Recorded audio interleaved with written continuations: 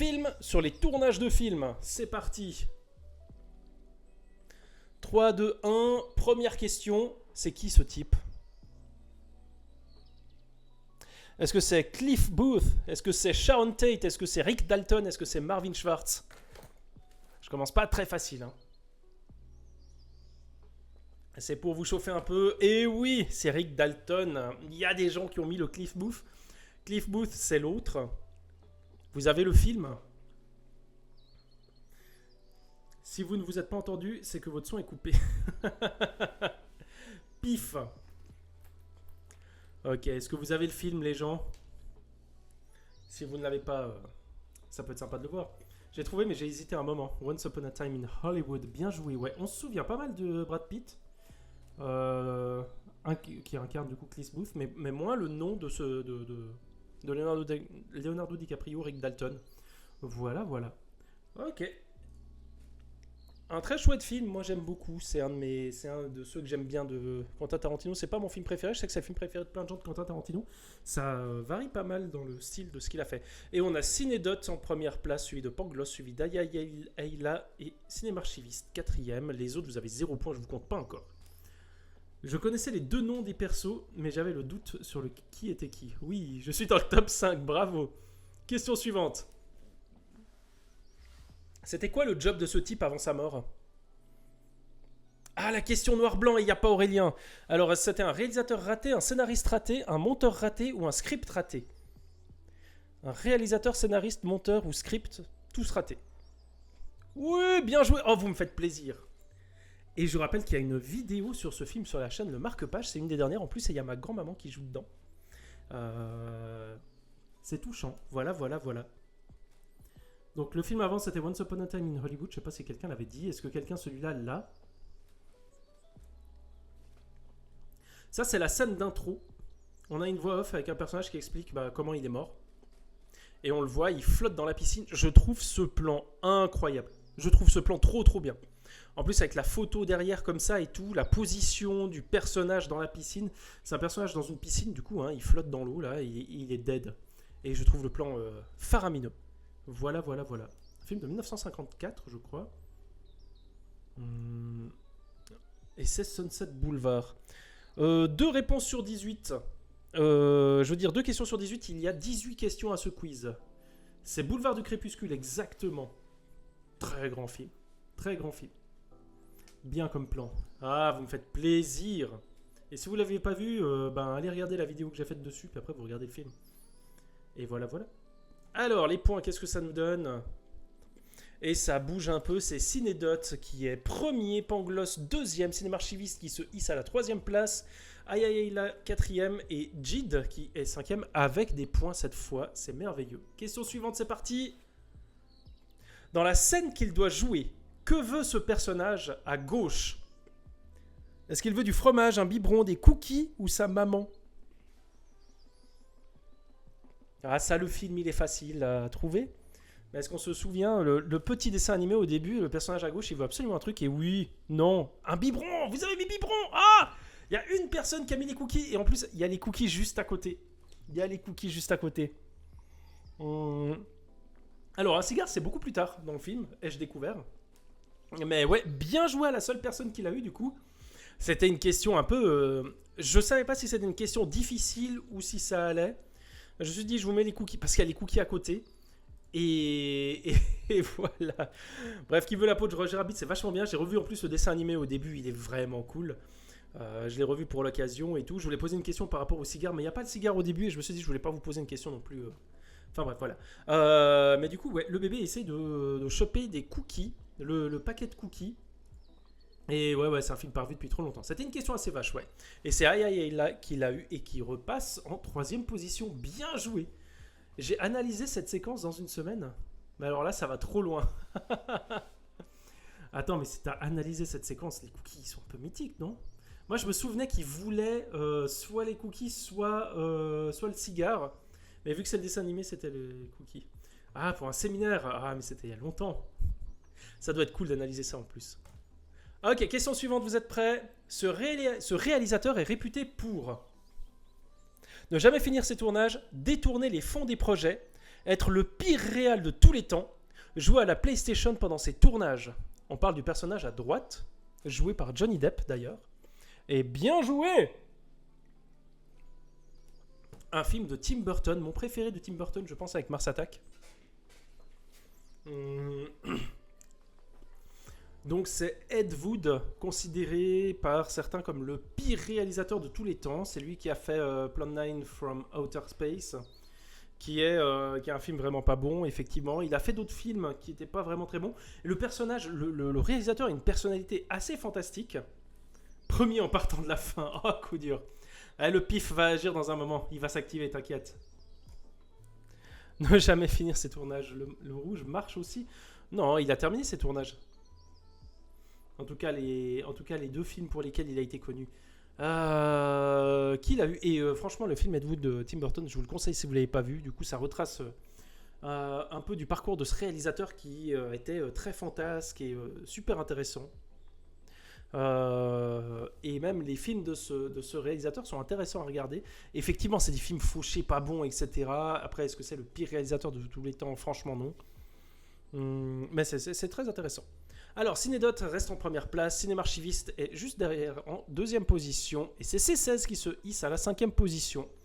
Ok, 5e question, vous êtes prêts, c'est parti. Il adapte quel livre, lui? Est-ce qu'il adapte Don Quichotte, Le Voyage de Gulliver, Le Petit Prince ou L'Odyssée?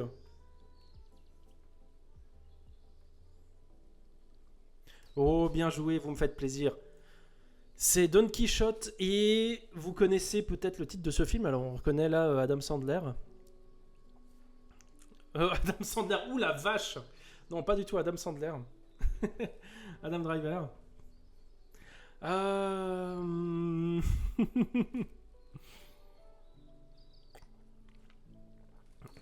Le genre m'a donné un indice. Et effectivement, c'est pour ça que j'avais mis aussi Le Voyage de Gulliver. Mais ouais, il est... C'est L'homme qui tua Don Quichotte, un film de Terry Gilliam, qui n'a pas hyper bonne presse. Et moi, je vous avoue que j'adore ce film. C'est un de mes préférés de Terry Gilliam. Et quand je l'ai vu pour la première fois, j'étais un poil déçu. Moi, le géant m'a fait mettre Gulliver. Ah, merde. La première fois que j'ai vu ce film de Terry Gilliam, il m'avait un peu déçu. Je l'avais trouvé sympa, mais sans plus. Et après, dans le cadre d'un cercle filmique qu'on avait donné sur la littérature au cinéma, peut-être? Non, je sais plus. Je sais plus le thème. Ah, la folie. Voilà, la folie au cinéma. Les gens avaient voté pour ce film, pour une série de films, en fait, pour 5 films. À chaque fois, je présentais 5 films pendant 5 semaines. Et à chaque fois, on faisait des discussions et puis des analyses du film et tout. Et les gens avaient choisi, je crois que c'était Rire de la folie, le thème de ce jour-là, de ce séminaire-là que j'avais préparé. Et ils avaient choisi ce film-là, L'homme qui tua Don Quichotte. Et en le revoyant, j'étais putain, mais c'est trop riche de trucs à dire en fait. Et en le montrant aux gens, j'étais pire passionné par le truc et vraiment, mais j'ai surkiffé. C'était vraiment une des meilleures séances. Beaucoup de choses à dire. Je me souviens, c'est un film très très riche. Ça vaut la peine de le voir et de le revoir et tout. C'est hyper malin, c'est très humain. Bref, vraiment un énorme kiff. Voilà, vraiment. C'était un 6 sur 10 qui s'est hissé easy à du 9 sur 10 quoi. Voilà. Comme d'hab, je déteste tous les films que tu aimes. Ouais, bah voilà, il y a une différence. Effectivement, il y a une grande différence entre les gens qui ont du goût et ceux qui doivent apprendre encore à en avoir. Voilà, désolé. C'est comme ça. Mais t'inquiète, je suis sûr qu'il y a des films que tu vas aimer. Parce qu'il y a plein de films différents. Alors, qu'est-ce que ça nous donne? Ça nous donne Aïe Aïe Aïe là qui se hisse à la 2e place. Cinémarchiviste qui reste à la 3e, C16 et Ori qui grimpent à la 4e et 5e place, c'est serré, c'est bien. Ok, question suivante, vous êtes prêts? On y retourne et si les gens veulent rejoindre en cours de route, il y a le lien. C'est quoi ce film? Ah oui, il n'y a pas bug non plus. Est-ce que c'est le storyboard, la boucle de Latam, la contre-plongée, la nuit américaine?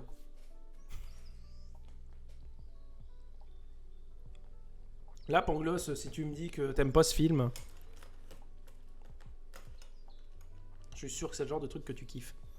Alors, quel est ce film? Est-ce que c'est le storyboard, la boucle de Latam, la contre-plongée, la nuit américaine? Il reste 5 secondes pour voter. Bien joué. Effectivement, c'est la nuit américaine. C'est l'intro de la nuit américaine. Qu'est-ce que c'est que la boucle de Latham? La boucle de Latham, c'est la boucle dans les anciens projecteurs qui permettaient justement de diffuser les bobines. Je ne connais pas précisément le fonctionnement, je t'avoue, mais c'était un élément qu'on retrouvait dans tous les projecteurs de bobines de films à l'époque. Projection sur pellicule. Qui permettait de créer le mouvement à l'intérieur du projecteur. Voilà.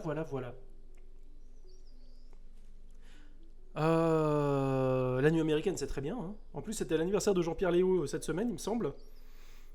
Donc, joyeux anniversaire à lui. J'ai des bons souvenirs de ce film. J'ai des bons souvenirs de la scène d'intro. Je la trouve très très chouette, quoi. C'est très bien, La nuit américaine. Ouais. C'est le plus connu de Truffaut. Et je crois que c'est aussi mon préféré de Truffaut, parce que j'ai pas vu beaucoup de Truffaut non plus, quoi. Voilà. Il y a un truc très humain. Moi, j'aime bien.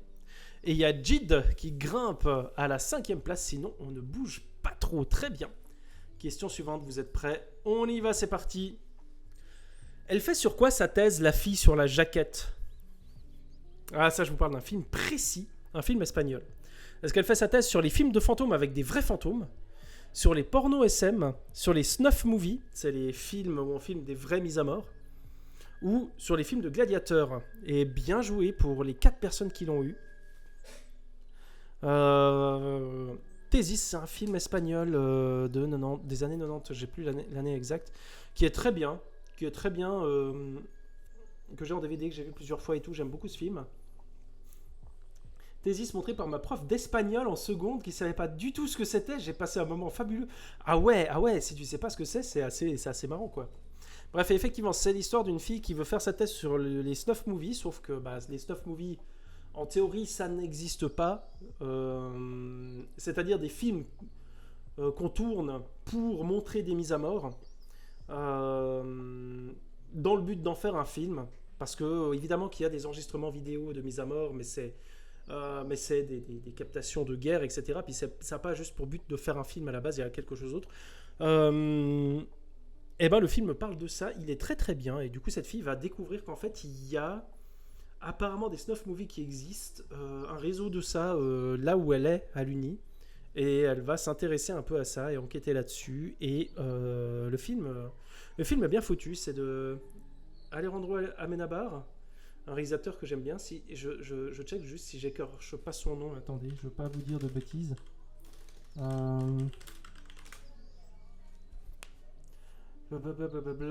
Alejandro Amenábar, ouais, c'est bon, c'est juste.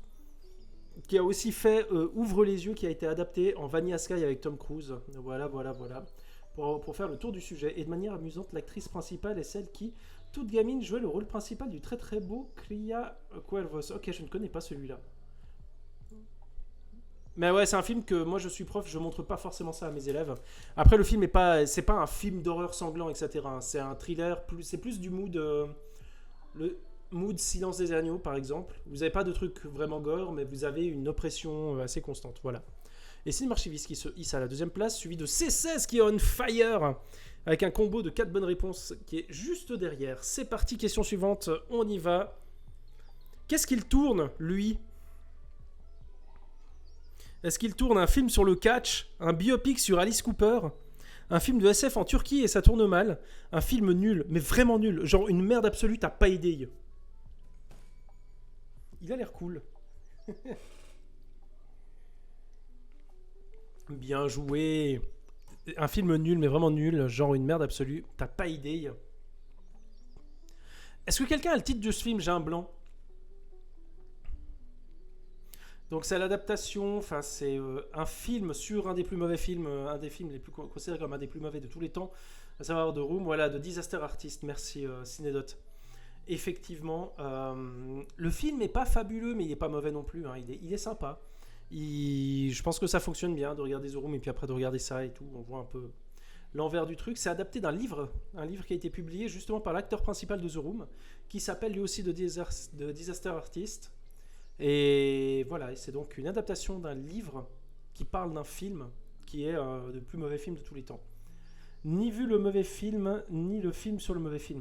Le mauvais film est terrible, est vraiment terrible. Hein. J'ai bon courage si tu veux le voir. Faut le voir à plusieurs, je pense que ça passe mieux. Et voilà, et ce personnage joue justement, enfin c'est le réalisateur et en même temps le personnage principal. Il joue super mal, il sait pas diriger une équipe, c'est très rigolo du coup, voilà. Je sais pas si tu parles de Thésis ou de Cria Quadvos, mais dans les deux cas, oui. Exactement. Bien.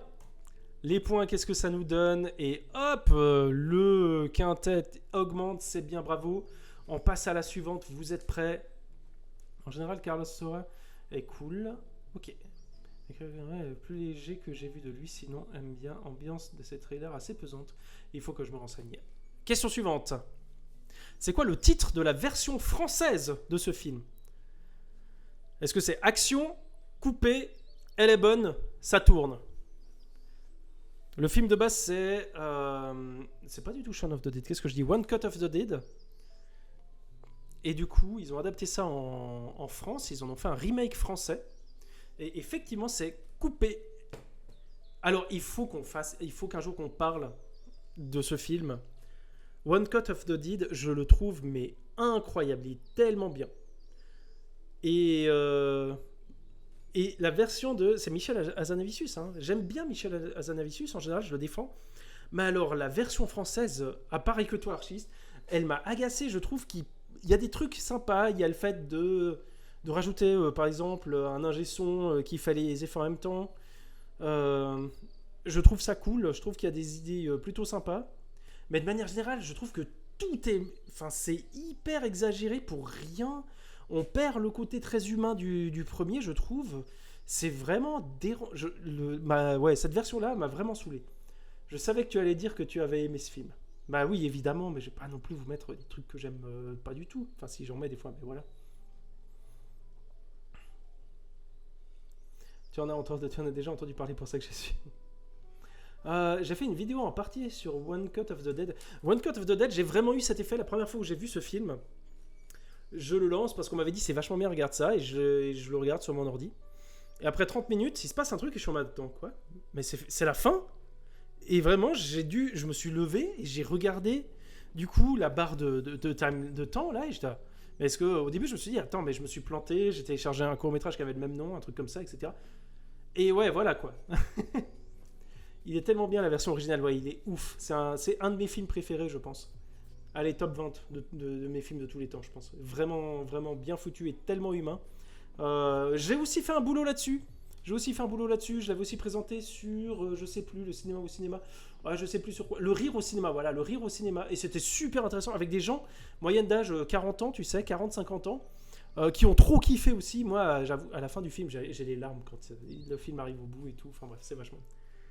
Juste en voyant l'affiche et le synopsis, je savais que je n'allais jamais le voir. Ah là là là là, mais il faut que tu sois plus ouverte d'esprit. Je trouve qu'il faut un courage assez ouf dans One Cut of the Dead pour gérer cette structure et ce que ça implique pour les gags. Ouais, de ouf, de ouf. Je suis d'accord avec toi. Je trouve tellement imaginatif, je trouve tellement intelligent. C'est vraiment brillant, c'est bien pensé, c'est du cinéma qu'on aime. Et en plus, en mode amateur et tout, je trouve ça fou, quoi. Enfin voilà, et c'est Pangloss qui grimpe à la 5e position, voilà. On passe à la question suivante, vous êtes prêts? C'est parti, 10 sur 18. C'est quoi qu'ils retournent, eux?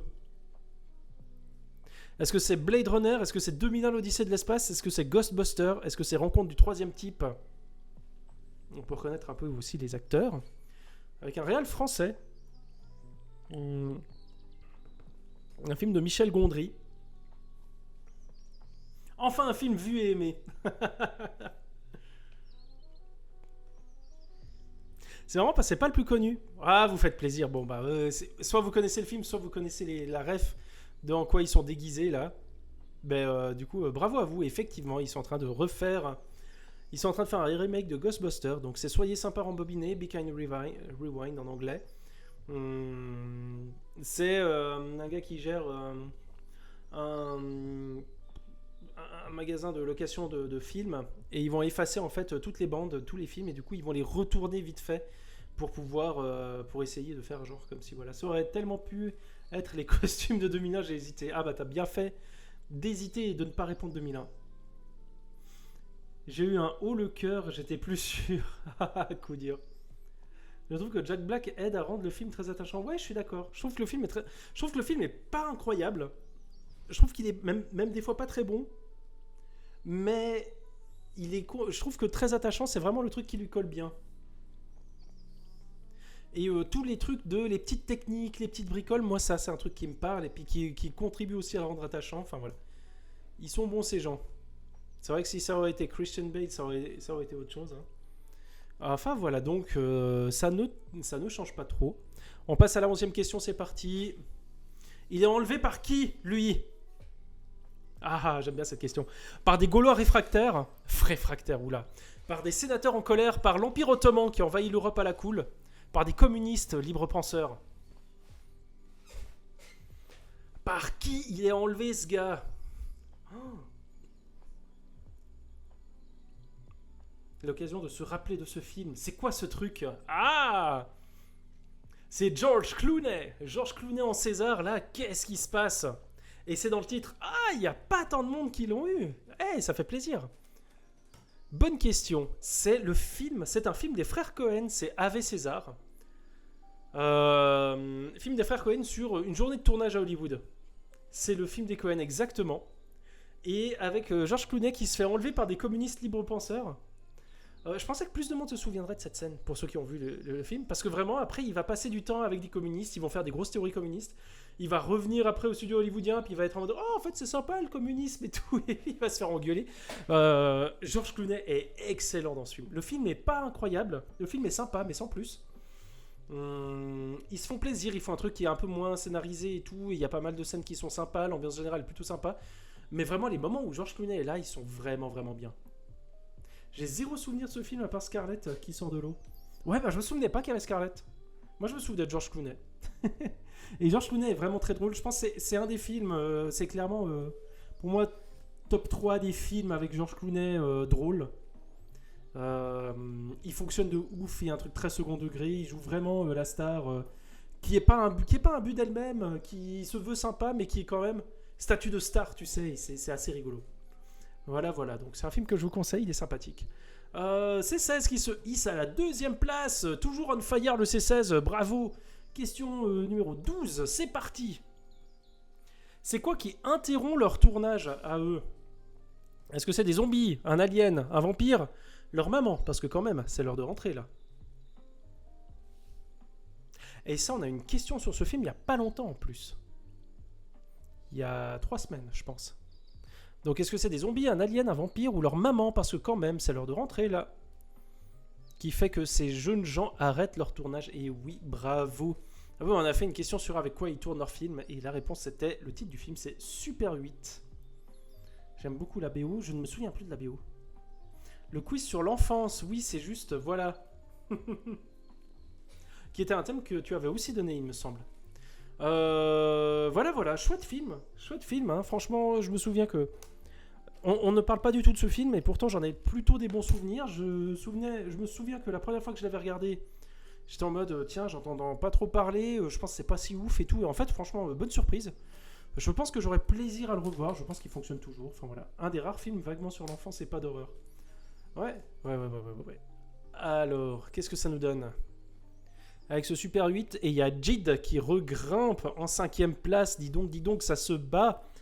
Et sinon, on reste avec les mêmes têtes pour le moment devant, mais ça reste quand même assez serré. Hein. Il faut une ou deux questions difficiles qui rabattent les cartes. Alors, c'est parti. Il s'appelle comment le cocktail de ce type? Est-ce qu'il s'appelle le Petit Grégory, le Dupont de Ligonnès, le spécial Michel Fourniret, le Triple G, le Grand Guy Georges? Et il y a 3 films en noir et blanc, je comprends pourquoi Aurélien n'est pas venu. Et c'est le Petit Grégory. Il n'y a que 2 personnes qui l'ont eu. Alors ça, je suis trop surpris. Parce que c'est un truc assez mythique. Je pensais que c'était une question plutôt facile. Alors Zalcroft n'est pas là. Il m'a écrit « Je suis bourré à l'apéro ». Donc il n'est pas là pour faire le quiz. Gamin, reviens gamin. Qu'est-ce que c'est que ce truc? C'est arrivé près de chez vous. On voit ici Benoît Poulvord. Premier film de Benoît Poulvord d'ailleurs. Film belge du coup. J'aime pas trop ce film, je vous avoue. Facile quand tu fais partie du milieu. Et effectivement, il leur montre comment faire un cocktail. Et je me souviens plus exactement comment marche le cocktail, mais en gros, tu mets des trucs et puis il va mettre un sucre qui, en fait, quand après il s'imbibe et tout, il va couler au fond du cocktail. Et du coup, ça s'appelle le Petit Grégory. C'est assez glauque. Et voilà, moi, je l'ai vu il y a longtemps ce film et j'avoue que je suis passé assez à côté. Je suis vraiment pas très fan, mais après, je sais qu'il est méga culte. Et je le reverrai peut-être un jour. J'aime bien le dispositif et j'aime bien ce qu'ils essayent de faire. Ah, tu attaches un sucre et une olive et du coup, le sucre fond et l'olive remontent. Oui, voilà, c'est ça. C'est ça, voilà. Merci archiviste d'avoir précisé du coup et que je ne dise pas trop de bêtises. Bon, du coup, deux personnes l'ont eu. Et Cinéma Archiviste qui grimpe à la deuxième place. Et Cinédote qui reste tout devant. Question suivante. On se rapproche gentiment de la fin, attention. C'est quoi ce film que j'ai traduit en français mais qui se dit en général en anglais? Est-ce que c'est Pourquoi tu n'as pas coupé plus tôt? Comment tu fais ce film? Pourquoi l'acteur ne tient plus debout? Pourquoi tu ne joues pas en enfer? C'est un film japonais. C'est difficile cette question. Mais waouh, vous êtes incroyable. Je m'attendais à ce que celle-là. Alors les résultats qu'il y a là, je m'attendais à ce qu'ils soient à la question précédente. Et ah ouais, pif, pif, vous avez vachement bien piffé. Chef-d'œuvre d'un réel violeur, mais chef-d'œuvre de ouf. Ça me saoule aussi. J'adore les films que font ce réal, mais du coup, avant j'aurais pu dire j'adore ce réal, maintenant je ne peux plus dire ça du tout. Mais j'adore beaucoup de films qu'a fait ce réal. Et ouais, Why Don't You Pay in Hell? Why Don't You Pay in Hell? Et il est vachement bien. Il est vachement bien, je vous le conseille. C'est l'histoire d'un étudiant en ciné qui veut faire son petit film. Et qui va tomber sur des gangs de Yakuza, une espèce de guerre de gangs entre deux gangs de Yakuza. Et il va proposer aux deux gangs de régler leur compte, mais en faisant en sorte que lui, il tourne son film avec des scènes d'action entre les deux gangs et tout, machin. Et c'est n'importe quoi. C'est hyper cool. C'est hyper cool. C'est un de ses meilleurs films, clairement. Voilà. Et bien joué. Bien joué de l'avoir eu. Vous faites super plaisir. 15e question, c'est parti. C'est quoi la passion de ce mec qui le met grave en retard sur son film? Ah, ça, c'est difficile. Est-ce qu'il veut chasser un éléphant? Est-ce qu'il veut défaire un cartel africain? Est-ce qu'il veut se taper la fille de son scénariste? Est-ce qu'il veut construire une école dans le village d'à côté? On reconnaît un peu Clint Eastwood et waouh, vous avez répondu hyper vite. Et il y a une personne qui l'a eu, il veut chasser un éléphant. Ce film est passionnant. Quand on parle de Clint Eastwood, c'est moi, et bah bravo. Et je sais pas s'il y a des gens qui l'ont vu. Le film c'est Chasseur blanc, cœur noir. Ouais, le film, il est pas incroyable, il est bien. Le film il est bien, mais il est pas incroyable. Mais il est passionnant sur le rôle que joue Clint Eastwood. Parce que là, Clint Eastwood joue un peu moins Clint Eastwood que d'habitude. Et en même temps, un peu plus Clint Eastwood que d'habitude. C'est hyper particulier. C'est-à-dire qu'il joue un réalisateur anglais un peu chic et tout. Et un peu... qui n'en fait qu'à sa tête, hein, mais avec un côté un peu plus classe et tout machin. Et c'est vraiment Clint Eastwood qui se parodie un peu lui-même presque par moment, au point où le film a une espèce de morale qui va contre tout ce que Clint Eastwood incarne souvent. Donc c'est hyper particulier. C'est vraiment un bonhomme qui est en mode c'est bon, moi je gère, je peux faire ça, et puis ça va aller, etc. Et d'un coup, alors on va se rendre compte que il va se rendre compte lui-même, il va se prendre une monstre baffe, enfin hyper intéressant de ce côté-là. C'est le contraire par exemple de Impitoyable où Clint Eastwood il est faible et à la fin il est fort, il déglingue tout le monde et c'est de nouveau le plus fort. Là c'est vraiment il est fort et puis d'un coup il est faible et c'est hyper surprenant de voir ça du coup. J'hésitais entre l'école qui aurait été hors sujet et le cassage de gueule raccord à Clint. Ouais, il était celui-là il était assez piégeux mais personne n'a voté pour, c'est bien. Mais Eastwood fait souvent des trucs à l'inverse de la morale qu'il a l'air de représenter. Mais celui-là particulièrement, je trouve. J'ai pas en tête. En fait, j'ai en tête genre des films où il va toujours plutôt proposer un espèce de compromis. Par exemple, Gran Torino, pour moi, c'est ça. C'est Clint Eastwood. Il va un peu faire son autocritique, mais en même temps, il va quand même te montrer que voilà, il y a de l'abus de la part de machin, etc. L'affaire Richard Jewell, c'est ça. C'est pareil. Il va aussi. Il a aussi un peu une petite critique, mais en même temps, il va quand même te montrer que les journalistes, c'est quand même un peu des fois des saloperies, etc. Enfin, c'est assez particulier. C'est un gars qui cherche un peu des compromis. Enfin, c'est assez intéressant. Et des fois, pas du tout. Des fois, il n'en a rien à foutre. Hein. Il fait Clint Eastwood et puis c'est tout. Et c'est Cinédote qui l'a eu. Bravo à toi. Ok, encore 3 questions, vous êtes prêts? C'est parti. Il doit faire quoi, lui, pour qu'on finance son film? Est-ce qu'il doit peindre une maison entièrement en verre? Est-ce qu'il doit trouver un cheval qui ferait du piano? Est-ce qu'il doit pousser le meilleur cri de l'histoire du cinéma? Est-ce qu'il doit découvrir une nouvelle couleur pour la robe de l'actrice principale? On est dans un film de Quentin Dupieux, si ça peut vous aider. Et waouh, vous êtes assez divisés. Je pense, c'est mon film préféré de Quentin Dupieux, c'est Réalité, avec Alain Chabat, qui a une idée de film, et le producteur va lui dire, ok, on fait ton film, mais pour ça, je veux que tu pousses le meilleur cri de l'histoire du cinéma. Et du coup, on a plein de scènes de Alain Chabat qui crie. Voilà, qui s'enregistre crier, et qui essaie de faire des trucs, et qui dit j'emmerde Kubrick aussi, et voilà. Il doit trouver de la vitamine C. C'est vrai qu'il est tout pâle là. Le film est très très cool, il a une bande son qui est très cool, mais qui est un petit peu trop relou au bout d'un moment. Je suis content des réponses que je vous ai placées, parce que du coup apparemment vous avez tous... elles vous ont assez perdu. Qu'est-ce que ça nous donne comme point? Bref, Réalité c'est très bien, et c'est Cinémarchiviste et c'est 16. Oh là, c'est serré, dis donc, le peloton de tête, c'est assez incroyable. Encore 2 questions pour départager tout ça. C'est ce qu'il doit trouver dans son film Santa. Ah ouais? Ah, je savais pas, j'ai pas vu Santa. Je ne l'ai pas vu, mais il faudrait que je le voie. Je le verrai un jour à Noël. Je pense que c'est un film qui doit passer de temps en temps à Noël. Question suivante, c'est parti. Avant-dernière question, c'est quoi le titre québécois de ce film? Est-ce que c'est ben non? Est-ce que c'est pas moyen? Est-ce que c'est 1-1? Est-ce que c'est non pas? Bah tiens, Pangloss, ça c'est un film qu'on a vu ensemble en séance de critique. Et je me souviens qu'on était les deux un peu partagés en sortant. Et 3 personnes ont mis ben non, et effectivement c'est ben non. Et le titre original avec lequel on l'a eu, nous, c'est Nope. Nope, oui. Voilà. Plutôt chouette film, hein.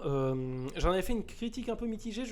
Il a bien vieilli dans mon esprit. J'ai vraiment des images qui me restent et un univers qui me reste. Donc je pense qu'il est pas si mal. Je le reverrai avec plaisir, je pense. Mais peut-être que je serai un petit peu déçu en le revoyant. Voilà. Je l'ai détesté, Nope. Bien trop conscient de vouloir faire passer un message très confus, mal écrit et bofement filmé, je trouve. Ah ouais. Moi, j'avoue que quand j'étais sorti de la première fois du truc, je trouvais pareil qu'il était un peu trop écrit avec vraiment une truelle assez lourde. Mais surtout, je me souviens que je le trouvais assez confus dans la manière de se déployer, de se développer, etc. Mais avec le temps, j'ai 2-3 scènes qui restent et qui sont vraiment marquantes, je trouve. Et la créature aussi me reste de ouf en tête. Et de ce côté-là, ça a plutôt marché. Et voilà. Mais c'est vrai que sinon, j'ai pas tant de souvenirs que ça du film. Peut-être que si je le vois, je serais encore plus déçu que la première fois que je l'ai vu. Il faudrait... Mais après, Jordan Peele, j'ai vu quoi? J'ai vu Get Out, j'ai pas vu Us. Mais Us, j'ai vu qu'il avait pas forcément des bons retours. Et Get Out, j'ai pas aimé. Et plus le temps passe, plus il vieillit mal dans ma tête en plus. Donc vraiment, je l'ai pas aimé. Donc voilà. Mais je suis curieux de voir Us quand même. Voilà. Et Cinémarchiviste qui prend la première place de 1 point. 1 point. Bah, vous avez une question pour vous départager sur ce point. Vous êtes prêts? Dernière question. Et attention, parce que C16, il est pas loin derrière aussi. Hein. Ça se joue entre les 3. J'ai l'impression. Enfin vu Get Out et sans plus. Ouais, voilà. Je trouve que Us, elles sont meilleures parce qu'il est si bordélique qu'on comprend pas trop ce qu'il veut raconter. Du coup, c'est bien. Ah, je suis curieux de voir ça. Je suis curieux. Ok, vous êtes prêts? Attention à la dernière question. C'est parti. C'est qui, lui? Est-ce que c'est Manuel Manitores? Est-ce que c'est Cliff Booth? Est-ce que c'est Jack Conrad? Est-ce que c'est James McKay?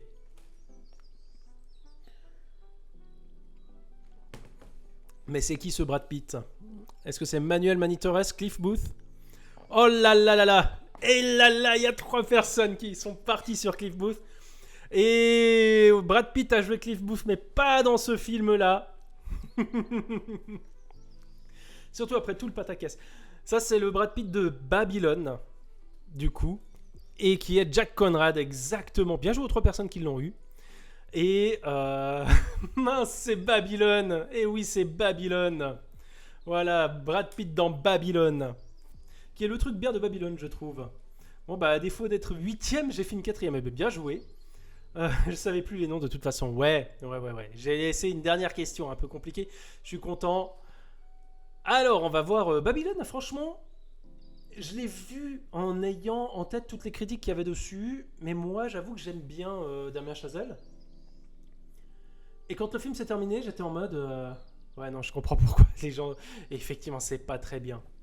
Et je crois que le film essaye désespérément de bien vieillir dans ma mémoire, mais j'ai quand même ce sentiment de lourdeur et de fait de oh encore, on me remontre encore la même chose, on me redémonte le truc, etc.